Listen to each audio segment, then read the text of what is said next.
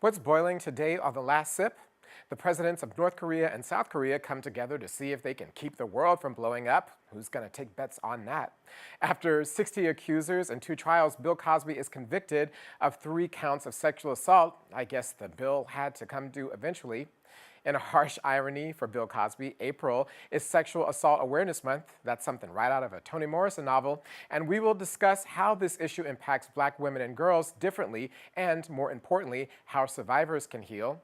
And for my hot tea segment, I sound off on Bill Cosby's reckoning with Me Too. All of that on today's The Last Sip. Come sip our tea.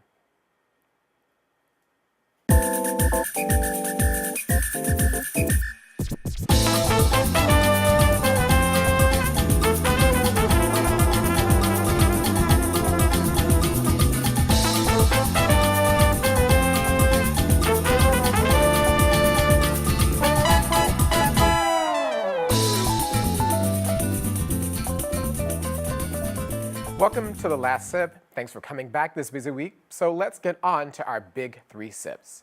First up is North Korea. After nearly 7 decades of a formal state of war between North and South Korea, now that's what I call holding a grudge, leaders of those 2 countries met to see if they could make peace. Here to take us through what they came up with is Scott A. Snyder of the Council on Foreign Relations. Next up, we talk about Bill Cosby, America's amiable TV father and basement OBGYN, was found guilty of indecent sexual assault. We'll talk with Dr. Trevor Lindsay about what his conviction shows about the power of Black women. And as April winds down, Sexual Assault Awareness Month, we'll talk with Dr. Carolyn West about how the issue of sexual violence unfolds differently for Black women and girls. Hashtag R. Kelly. That will be followed by a hopeful conversation with Aisha Shahida Simmons about the power of survivors of sexual violence to recover and thrive. On to North Korea. President Kim Jong-un of North Korea and President Moon Jae-in of South Korea, aka Rocket Man, and the leader of K-pop land, met to see if they could prevent a mushroom cloud from engulfing their peninsula by dialing back the tension and possibly paving the way for peace. All jokes aside, this is no laughing matter. Here to take us through it is the very serious Scott Snyder, director of the U.S.-Korea Policy Program at the Council on Foreign Relations. Scott, thank you for joining us and for coming in from Washington via Skype to have this conversation. Really appreciate it.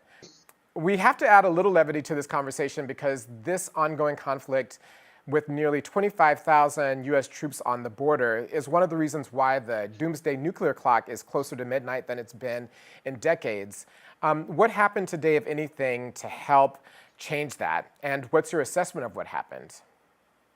I think the main thing that happened is that these 2 leaders met with each other and expressed joint aspirations to pursue peace on the Korean Peninsula.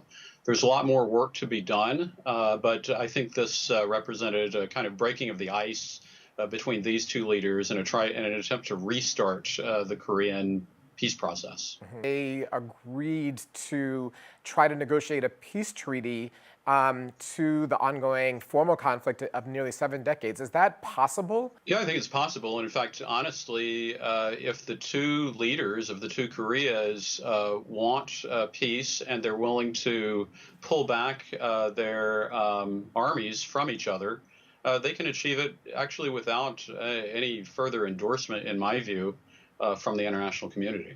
You know, President Kim doing something in terms of duping South Korea, duping the West as he continues to just play for time on nuclear weapons. And is that something that you think is even at work here, or you believe that there is a sincere desire on his part to bring peace to the peninsula as a way to perhaps cleave the Koreas jointly away from the United States?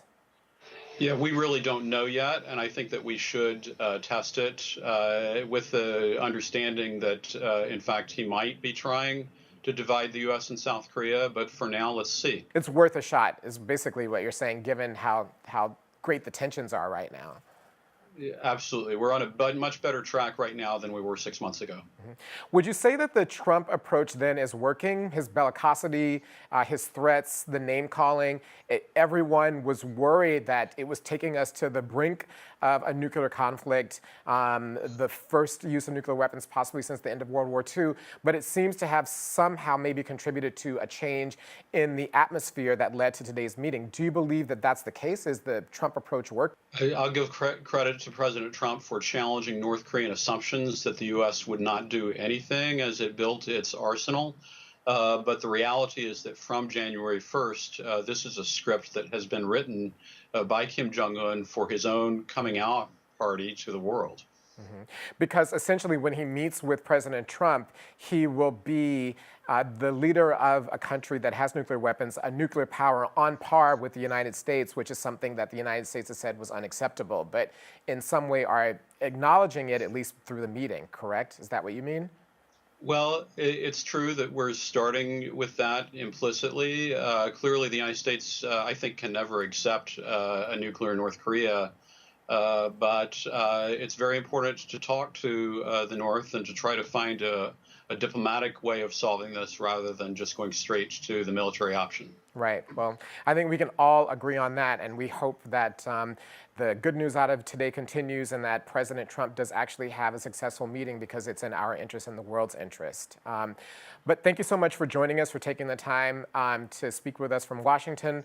For more information about the Korea situation, the work of Scott, please read it. I read it in preparation for today. And ways to help the North Korean people, please go to www.thelastsip.org and click on How to Help. We'll be right back.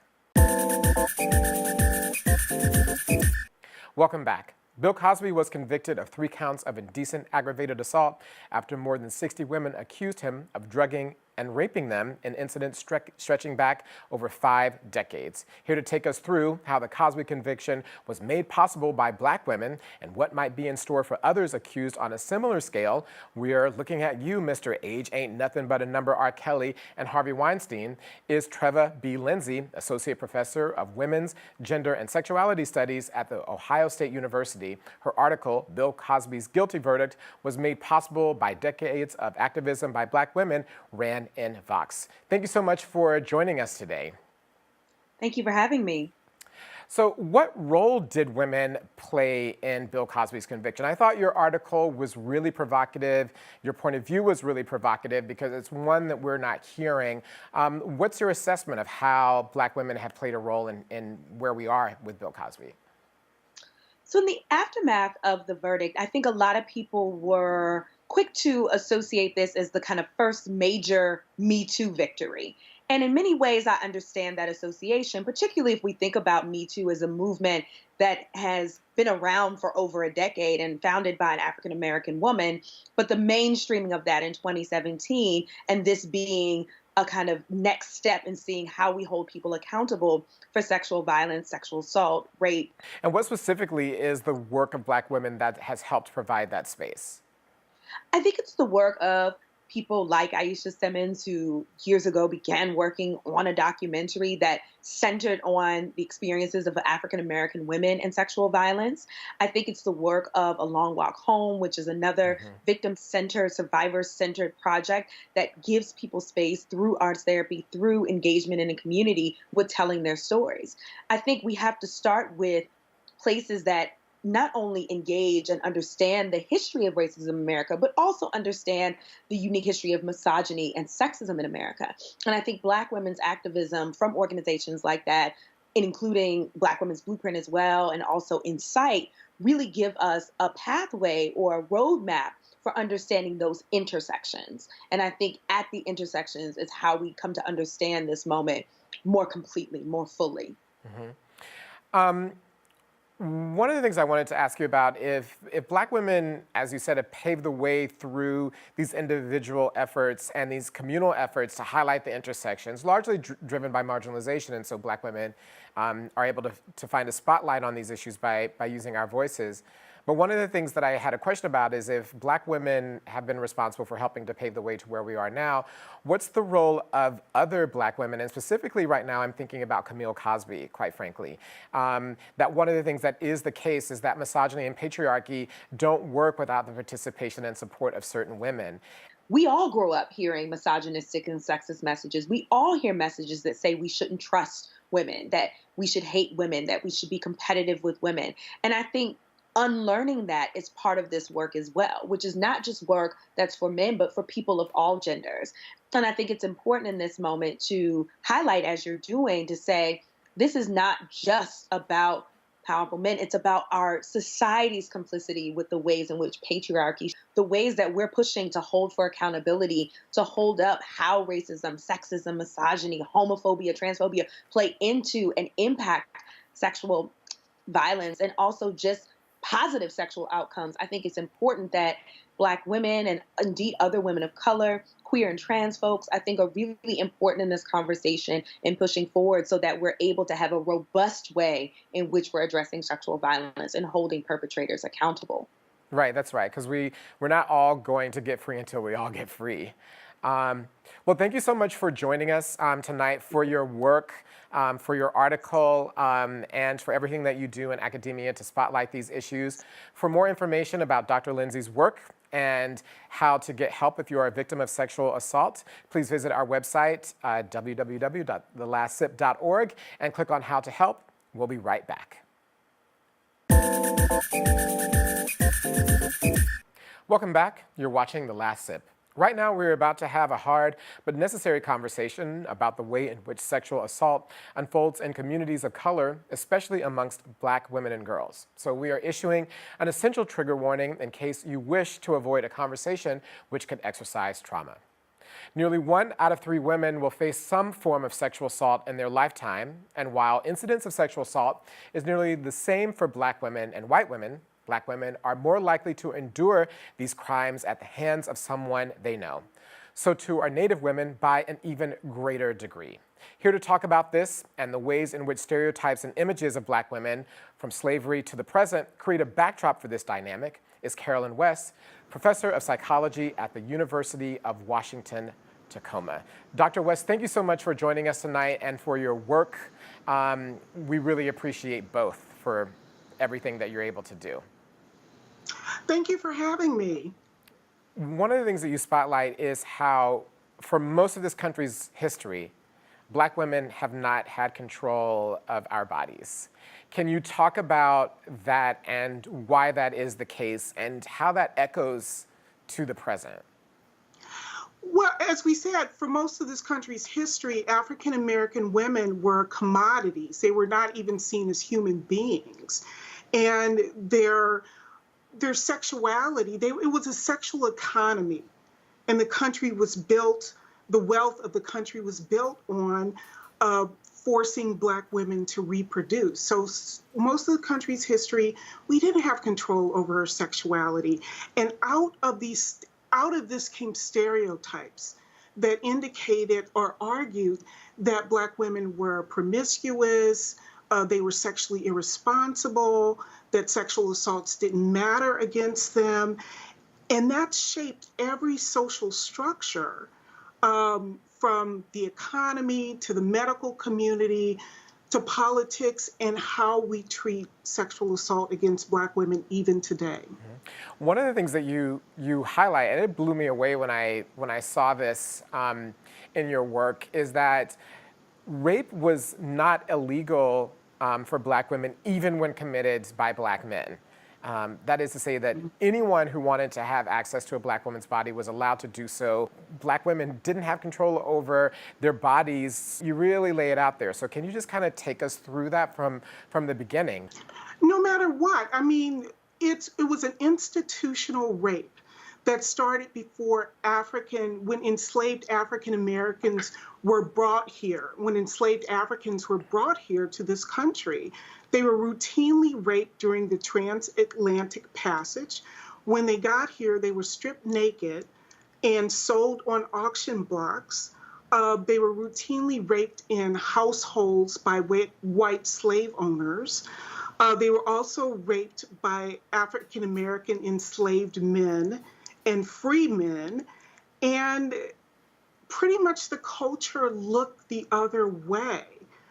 And then after slavery ended, during Reconstruction, the Ku Klux Klan, other white vigilante groups sexually assaulted African American women with impunity.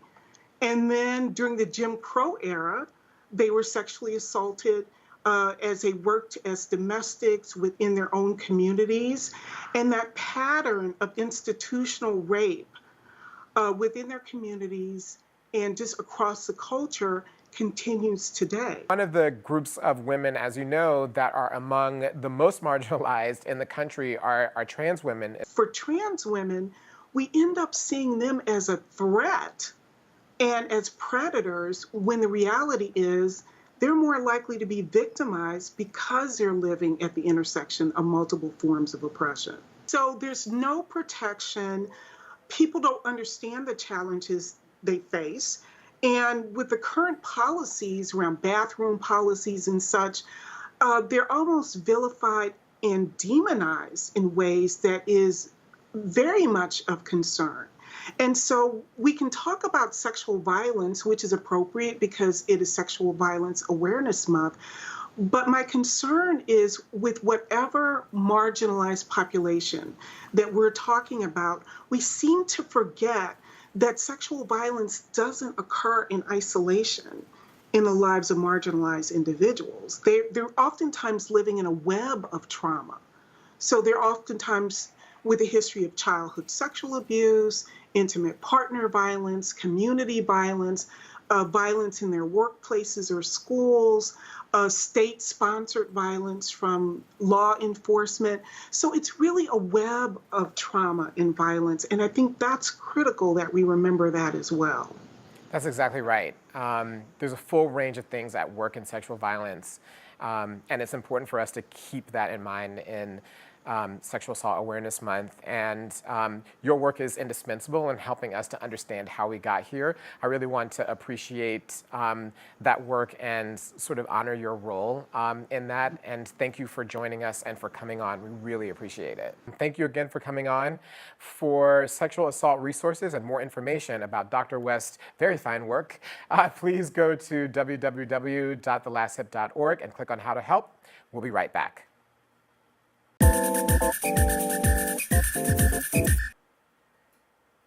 Welcome back. You're watching The Last Sip. After experiencing the pain and trauma of sexual assault, how do we heal? Well, our next guest argues that breaking the silence and holding those responsible through love with accountability is the answer. Here joining me now is Aisha Shahida Simmons, an award-winning filmmaker, lecturer, professor, and activist whose #Love with Accountability is an online forum which prioritizes healing and justice for survivors. First off, Aisha, thank you so much for joining us this evening. I actually, when I was reading all of the things that you do in life, I thought that like Shirley Caesar had written it. I didn't know what was next. If you had beans, greens, tomatoes, I actually had to cut some of it out. You're a professor. I mean, it goes on and on and on. So thank you for joining us. Thank you. First off, can you talk about healing and your assessment of the role of accountability in healing as something that actually came up through your own journey in recovering from sexual assault and sexual violence? Yes, well, I'm a survivor of child sexual abuse and adult rape. So for many years, my work focused on adult rape through my film, Know the Rape documentary. But then I started really beginning to dig and pull up the roots of sexual violence in my life, which is child sexual abuse. And my project is Love with Accountability, which really looks at how accountability is a radical form of love needed to end, all forms of sexual violence, but Love with Accountability is very child sexual abuse specific. Engaging with adult survivors of child sexual abuse and looking at mechanisms and how we can address this pandemic through models of love and accountability outside of the very punitive criminal justice system. Mm-hmm. What is accountability to you, and why is it radical love? So accountability is really owning, naming the harm that you've done, and really being able to engage with the person if they want to be engaged, right? The person who's experienced harm, to engage with them, to really name it. Because I think for so many of us, it's important that what has happened has been named by the person because who's caused the harm, or people who've caused the harm, because we're all constantly told that we're lying, that we're crazy, that we're making up things, so that particularly if you're a child, you can start like wondering, well, did it happen to me, or is it happening to me while it's happening?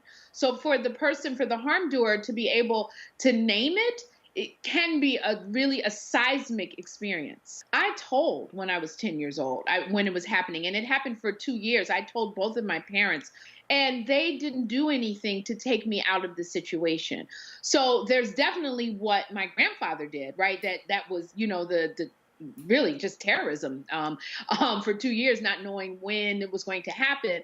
But then also my parents who didn't address it at the time.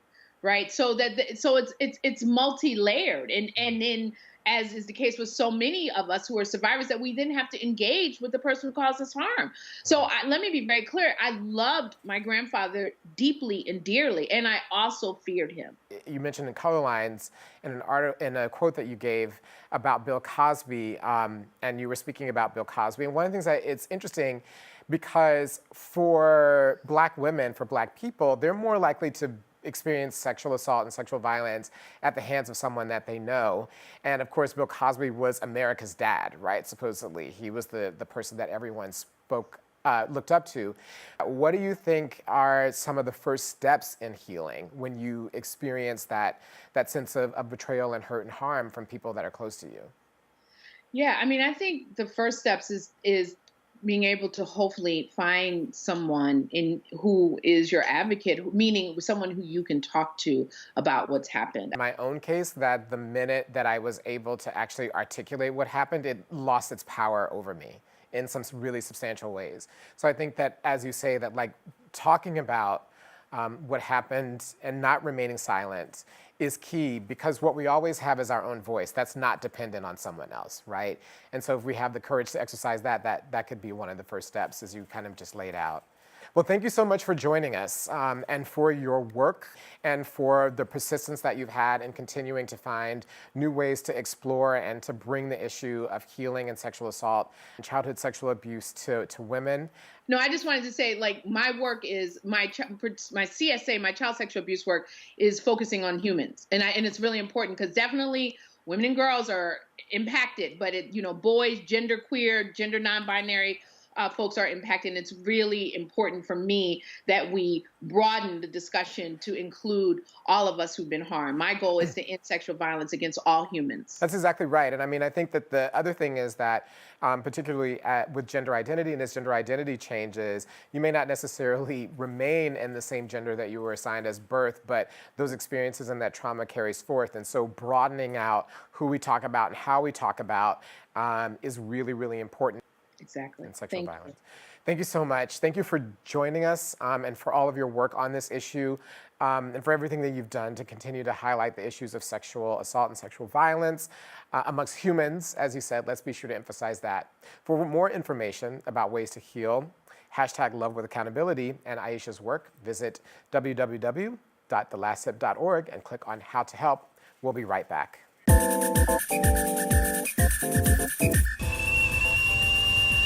There were big shifts in pop culture this week. Kanye went back to being Kanye, Janelle Monáe came out as queer, and rapper Meek Mill was released from prison for parole violation. But the fall of icon Bill Cosby is clearly the biggest thing that happened this week. Using his undeniable skills as a comedian through the guise of accessible blackness, Bill Cosby built a storied career in television and entertainment. He was the first Black man to win a Best Actor Emmy for a role in a dramatic series, and he created and starred in what is arguably the most successful program in the history of television, The Cosby Show, about a Brooklyn-based gynecologist who saw women patients in his basement office while his picture-perfect family danced and smiled up above.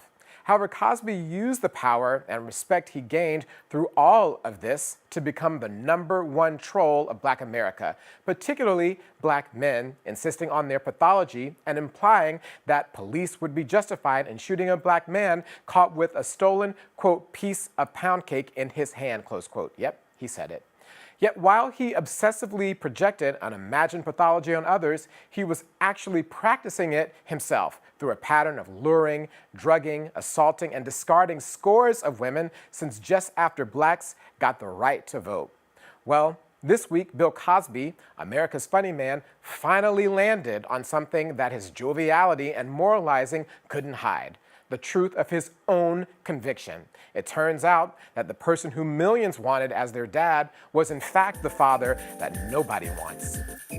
That's our show for this week. Join us next week for a special edition of The Last Sip. I'm Amar.